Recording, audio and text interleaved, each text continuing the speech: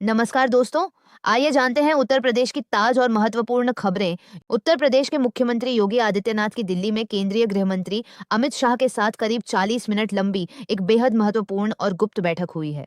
इस उच्च स्तरीय मुलाकात के बाद उत्तर प्रदेश के सियासी गलियारों में हलचल काफी तेज हो गई है। सूत्रों के मुताबिक संगठन स्तर पर हाल ही में हुए बदलावों की समीक्षा के साथ साथ राज्य मंत्रिमंडल में आगामी दिनों में होने वाले बड़े विस्तार और फेरबदल को लेकर दोनों नेताओं के बीच गंभीर चर्चा हुई है। इस बैठक के रणनीतिक फैसले आने वाले दिनों में यूपी की राजनीति की दिशा तय करेंगे। उत्तर प्रदेश के रामपुर में समाजवादी पार्टी के वरिष्ठ नेता आजम खान की मुश्किलें एक बार फिर बढ़ गई हैं। रामपुर विकास प्राधिकरण आरडीए ने जौहर यूनिवर्सिटी परिसर में बिना नक्शा पास कराए अवैध रूप से बनाए गए 38 भवनों को ध्वस्त करने का अंतिम आदेश जारी कर दिया है। प्रशासन ने इन अवैध निर्माणों को खुद हटाने के लिए 15 दिन का समय दिया है। ऐसा न करने पर बुलडोजर चलाकर इन्हें तोड़ा जाएगा और इसका पूरा खर्च भी आजम खान से ही वसूला जाएगा। इस कड़े फैसले के बाद रामपुर समेत पूरी यूपी की राजनीति में एक बार फिर गर्माहट आ गई है। अयोध्या के भव्य राम मंदिर में चढ़ावे और दान के पैसों के प्रबंधन में कथित पारदर्शिता की कमी को लेकर समाजवादी पार्टी सपा ने सरकार और मंदिर ट्रस्ट के खिलाफ मोर्चा खोल दिया है। सपा के वरिष्ठ नेताओं ने प्रेस कॉन्फ्रेंस कर मंदिर प्रबंधन पर कई गंभीर सवाल उठाए हैं और इस पूरे मामले की निष्पक्ष व स्वतंत्र न्यायिक जांच कराने की मांग तेज कर दी है। विपक्ष के इस तीखे हमले के बाद उत्तर प्रदेश की राजनीति में मंदिर के नाम पर एक नया और बड़ा वैचारिक तथा राजनीतिक घमासान छिड़ गया है। उत्तर प्रदेश सरकार ने राज्य के ग्रामीण और अर्ध शहरी इलाकों में बड़े पैमाने पर स्थानीय स्तर पर रोजगार पैदा करने के लिए अपनी महत्वाकांक्षी एमएसएमई सूक्ष्म लघु और मध्यम उद्यम प्रमोशन पॉलिसी में ऐतिहासिक विस्तार किया है। मुख्यमंत्री योगी आदित्यनाथ के निर्देश पर तैयार की गई इस नई नीति के तहत अब यूपी में नया छोटा उद्योग या स्टार्टअप शुरू करने वाले स्थानीय युवाओं और महिला उद्यमियों को मिलने वाली वित्तीय सहायता और सरकारी सब्सिडी के दायरे को करीब दोगुना कर दिया गया है, ताकि युवाओं को अपने गृह जिले में ही काम मिल सके। उत्तर प्रदेश सरकार के सबसे बड़े ड्रीम प्रोजेक्ट्स में से एक लखनऊ के कुकरैल आरक्षित वन क्षेत्र में बनने वाली देश की पहली नाइट सफारी और हाईटेक चिड़ियाघर परियोजना को सुप्रीम कोर्ट से अंतिम और पूर्ण मंजूरी मिल गई है। पर्यावरण संबंधी कुछ याचिकाओं पर सुनवाई करते हुए कोर्ट ने सरकार के इस कदम को सही माना है। सर्वोच्च अदालत से हरी झंडी मिलने के बाद अब इस विश्व स्तरीय पर्यटन स्थल के मुख्य बुनियादी ढांचे के निर्माण कार्य में और तेजी आएगी, जिससे लखनऊ में अंतर्राष्ट्रीय पर्यटन को बढ़ावा मिलेगा। उत्तर प्रदेश में मानसून के पूरी तरह सक्रिय होने के साथ ही मौसम विभाग आईएमडी ने राजधानी लखनऊ, बाराबंकी और श्रावस्ती जिलों के लिए भारी से अत्यधिक भारी बारिश का ऑरेंज अलर्ट घोषित किया है।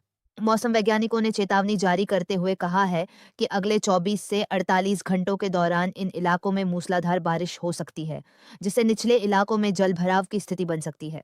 इसके साथ ही प्रशासन ने इन जिलों के नागरिकों को बहुत जरूरी होने पर ही घरों से बाहर निकलने की सलाह दी है। उत्तर प्रदेश के बाकी हिस्सों में बारिश के अलर्ट के विपरीत पश्चिमी उत्तर प्रदेश के मेरठ, मुजफ्फरनगर और सहारनपुर के इलाकों में मानसून की शुरुआती बेरुखी के चलते लोग परेशान हैं।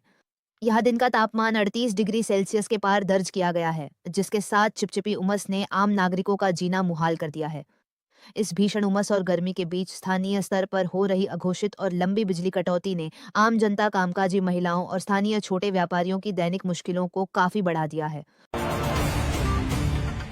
उत्तर प्रदेश के शाहजहांपुर जिले के खुटार थाना क्षेत्र के अंतर्गत एक बेहद दर्दनाक सड़क हादसा सामने आया है, जहां एक तेज रफ्तार नेशनल हाईवे पर दौड़ रहा ट्रक अचानक अनियंत्रित होकर सड़क किनारे लगे एक विशाल पेड़ से सीधे जा टकराया। टक्कर इतनी जोरदार और भयंकर थी कि ट्रक का अगला केबिन पूरी तरह से चकनाचूर हो गया। स्थानीय ग्रामीणों और पुलिस की मदद से बड़ी मशक्कत के बाद मलबे को हटाया गया, लेकिन इस दुखद हादसे में ट्रक चालक की मौके पर ही दर्दनाक मौत हो गई थी। ग्रेटर नोएडा के जेवर में आकार ले रहे देश के सबसे बड़े और महत्वाकांक्षी नोएडा इंटरनेशनल एयरपोर्ट के मुख्य रनवे और पहले पैसेंजर टर्मिनल बिल्डिंग का निर्माण कार्य अब अपने बिल्कुल अंतिम चरण में पहुंच चुका है। नागरिक उड्डयन विभाग के वरिष्ठ अधिकारियों और निर्माण कंपनी के इंजीनियर्स के अनुसार तय की गई समय सीमा के भीतर उड़ानों का पहला आधिकारिक ट्रायल शुरू करने की प्रशासनिक तैयारियां दिन रात युद्ध स्तर पर की जा रही हैं, जो देश के सिविल एविएशन सेक्टर के लिए एक बड़ी उपलब्धि होगी। उत्तर प्रदेश जल निगम ने प्रसिद्ध धार्मिक नगरी वृंदावन में दशकों पुराने जर्जर और ओवरफ्लो हो रहे सीवर सिस्टम की समस्या को हमेशा के लिए खत्म करने का फैसला किया है।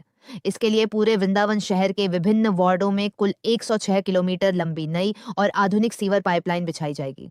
जल निगम के अधिकारियों ने इस पूरी योजना का 240 करोड़ रुपए का एक विस्तृत और व्यापक बजट प्रस्ताव तैयार करके अंतिम प्रशासनिक और वित्तीय मंजूरी के लिए लखनऊ शासन को भेज दिया है।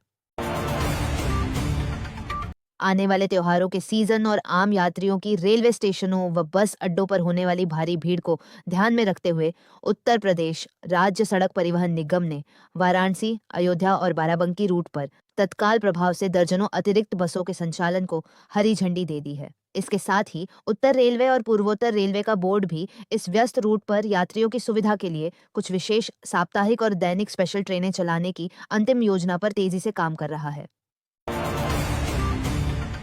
उत्तर प्रदेश के प्रमुख व्यावसायिक शहरों जैसे लखनऊ, कानपुर, मेरठ और वाराणसी के सर्राफा बाजारों में आज सोने और चांदी के दामों में हल्की नरमी देखने को मिली है।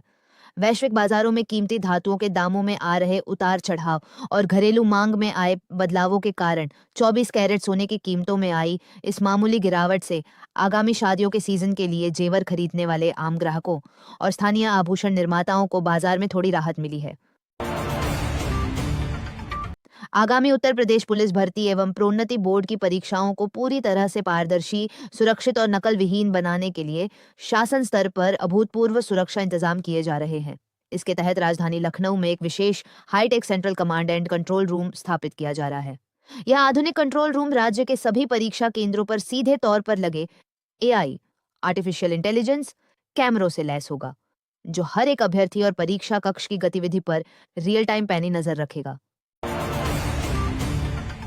उत्तर प्रदेश के मध्य और कुछ हिस्सों में इस साल मानसून की शुरुआती मानसूनी बारिश सामान्य औसत से काफी कम दर्ज की गई है।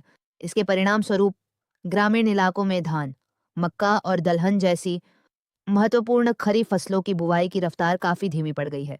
कृषि वैज्ञानिकों और सरकारी विशेषज्ञों का कहना है कि यदि जुलाई के अंतिम सप्ताह तक इन क्षेत्रों में अच्छी और व्यापक मूसलाधार बारिश नहीं हुई तो इस साल फसलों की कुल पैदावार और किसानों की लागत पर इसका सीधा और बुरा असर पड़ सकता है। यह रही दोस्तों आज की ताजा और महत्वपूर्ण खबरें। आप यूपी से कौन से जिले से देख रहे हैं? कमेंट में अपने जिले का नाम जरूर बताइए।